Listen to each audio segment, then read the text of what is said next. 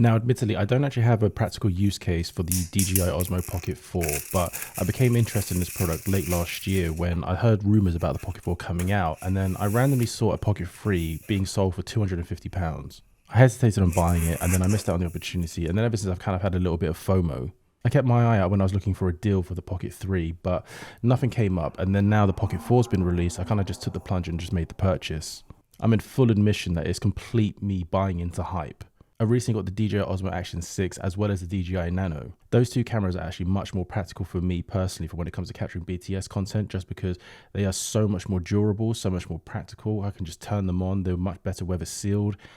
It's just point and shoot. Whereas the DJI Osmo Pocket 4 is much more delicate and is a bit bigger, so it's less practical to use. However, once upon a time, I did actually used to shoot with the Sony RX100 series, which had a 1-inch sensor, and this DJI Osmo Pocket 4 has a 1-inch sensor. I have clear memories of actually thinking that the RX100 series, minus the shallow depth of field differences, the color tonality, the picture quality, the dynamic range is all very much comparable with the bigger boys on the APS-C in full frame. So the idea of having a 1-inch sensor in the DJI Osmo Pocket 4 really enticed me. One of the things you have to consider when it comes to shooting the DJI Osmo Action 6 is when it comes to the stabilization. Because it's all electronic, typically speaking, you need a lot of light to actually get the best stabilization. And for best results, you need to be at a faster shutter speed. So therefore, you're not going to get that smooth motion blur within your footage and stabilization. You will get it, of course, but just not to a high standard. But with the DJI Osmo Pocket 4, you can actually add an ND filter on to maintain that shutter speed. And the stabilization is actually mechanically driven, not software driven. And with the larger sensor, you should be able to get much more cleaner cinematic footage. But as I said at the start of the video, the reality is I don't really need this camera and it doesn't really suit the way that I would want to use it. But because recently I did actually hit the 1,000 subscribers, the 4,000 watch hours, I am now monetized. It was also just another excuse to jump onto the bandwagon whilst the DJI Osmo Pocket 4 is like a hot topic. And I thought I'd give the camera a go for the algorithm. I've actually had the DJI Osmo Pocket 4 on the day of its release actually. So when I ordered it, it arrived on the day of its release. I didn't do the unboxing until like 4, maybe 5 days later. And I've only used it twice since. So this is very much a first impressions type of video as opposed to a full-blown review. I still need to learn the best settings and how to navigate that camera system much more efficiently. Because unfortunately, the first 2 times that I used the camera, I wasn't majorly impressed. The first time I actually used the camera, I was actually shooting some behind the scenes of a photo shoot. And I found the footage actually quite muddy. In the studio that we had was actually just all white around everywhere. And it had a lot of large windows with a lot of natural light coming through. So it wasn't really a dark scene. The only thing I did was switch the camera to 4K 60 and turn on D-Log. But then I just let the camera do its thing in terms of exposure, which I guess to my detriment, I should have actually just made the point of actually learning how to put it into manual and learning how to tweak the settings. But it was kind of like a last minute thing for me to attend this, to do the behind the scenes. And I used that to kind of an excuse to get more content to sort of shoot with the camera. And what I assume happened that day was it probably metered for the white room, lowered the exposure just to sort of get an average of the whole room. And then it's also being shot in D-Log. So by the time when I got back home and then I converted it to Rec 709, everything just looked underexposed. So I started boosting up the image in post and it just became really muddy and noisy. But I am totally acknowledging that as a user error, not necessarily the camera itself. So the reason why I do share this story is not necessarily a knock on the camera, just to sort of give you awareness that there is a bit more of a learning curve when it comes to this camera. Because I couldn't quickly find a way to actually switch it out into manual and sort of tweak the settings the way that I wanted to. But I was very rushed and like I said, it was very last minute in terms of how I used the camera that day. The other thing as well is that the way that the gimbal moves is not very natural to me. Previously, I shot with a gimbal a lot. So I'm just very familiar with its weight and how it pans and tilts and moves around and follows my movement. Whereas the DJI Osmo Pocket 4 didn't feel as natural. So basically, the first time that I used this camera, when I took it out of the box, I just wasn't impressed. However, that did change slightly when I went to take my dogs for a walk and I wanted to capture some footage of them running around. As I mentioned in my DJI Osmo Action 6 unboxing video, I actually do like to capture that type of footage a lot.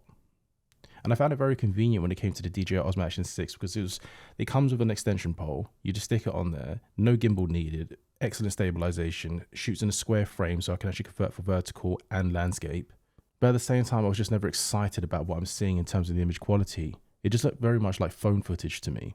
Which for a camera of that size and price point and so forth, I'm not exactly knocking, I'm just saying I wasn't excited. So that's why I felt maybe the DJI Osmo Pocket 4 might be able to give that elevation and give that excitement with better image quality from a 1-inch sensor. But again, I still haven't actually played around with settings to sort of like really get into the grips of learning how to use this in manual, still very much in auto. But I did change the settings to do exposure compensation and boost that up a little bit.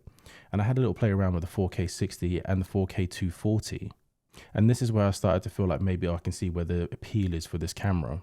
Granted, this is not the most in-depth technical video. It's like I said, it's just a first impressions, and I just want to get this video out there today, mostly because I did actually purchase this camera for the algorithm, for the hype around this camera specifically. But also on top of that, the DJI Osmo Pocket 4P is coming out tomorrow. Well, to be more specific, it's being announced tomorrow. So I did actually just want to get this video out there before the announcement takes place. The only addition to the DJI Osmo Pocket 4P that I can see is having an additional lens and sensor, which allows you to get a 3x zoom.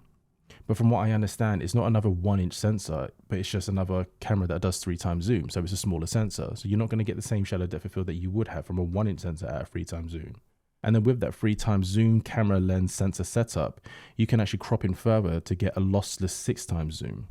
For me personally, I don't see the value in it. What I would have liked to see within this camera is maybe having an additional lens to actually shoot natively vertical, or change the motor where that can now switch over to native vertical. Because how the DJI Osmo Pocket series shoots vertical at the moment is it utilizes the landscape sensor, but it just extends up and down, basically shooting open gate. So for my use case scenario, I would have much preferred a way of the camera to be able to utilize native 4K vertical recording. It's not even about the resolution necessarily for me, it's just about the perspective. I've done a video about this in the past where I discussed shooting natively landscape and natively vertical, and how cropping in from a vertical into a landscape shot, you effectively change the focal length. So whenever someone says to you that whole argument about just step back to fit more in the frame, you are changing the perspective, which changes how you tell the story. So admittedly, I did buy into the hype, and I'm just wanting to share my experience with this camera just so I can maybe get a bit more of a balanced view on it for someone out there who may be considering buying it. So I just wanted to put this video out there just to give it a bit of a no hype perspective, because I unfortunately did buy into the hype for my own personal reasons, as well as wanting to jump on the algorithm. So I'm actually still within my return window, which I might actually look to return, and that's only because at the past couple of weeks of owning the camera, I felt very anxious using it. Because the DJI Osmo Action 6 is an action camera, you expect it to be able to take a couple knocks, especially deal with a lot of water. Whereas the DJI Osmo Pocket 4, I'm just a little bit apprehensive, thinking like, if there's a bit of rain that gets to it, if it takes a little knock, it might damage the motors on the gimbal and the screen. Because remember, the screen has a moving part also. So far, from what I can tell, the image quality elevation isn't quite enough for me to justify using this over one of those, especially for the things that I plan on using it for. For anything high quality, I'll pull up my full frame Sonys. For anything casual that I just want to do socially these days, I just use my phone. For any BTS content, I want to use one of the DJI Osmo Action 6 or Nanos, just because they're just much more convenient just to pick up, pop down and take the shot. Nowhere along my use case scenarios do I see that the DJI Osmo Pocket 4 really fits very well. It's definitely a luxury item, a fun toy to play with. But again, it's all just down to my use case, and it just doesn't suit my lifestyle. I'm going to do a couple more videos on this camera whilst I still have it. Just literally doing some image quality side-by-side comparisons, and maybe a few more discussions about the image quality. But for the meantime, I just want to get this video out there just before the 4P gets announced, and because I've been sitting on this video for the past couple of weeks, or sitting on the idea of this video for the past couple of weeks. But overall, I hope you found this video useful, and if you are still interested in buying this camera or the DJI Osmo Pocket 3, please consider using the Amazon affiliate links down below. Since starting Amazon affiliate links, I haven't had a single purchase, so I would really appreciate it if you did make the purchase, consider using my links, and let me know in the comments that you did choose to use my links. That'd be really appreciated, just so I know that the Amazon links are working. But aside from that, just on a more conversational aspect, I'm just very curious to see what your use case scenario for the DJI Osmo Pocket 3 is. I've only seen other reviewers out there which tend to be hyping up the product, but I would actually really be keen to hear from real world users out there. And by all means, let me know down below if you got any tips, let me know. But that's it from me. Cheers for watching.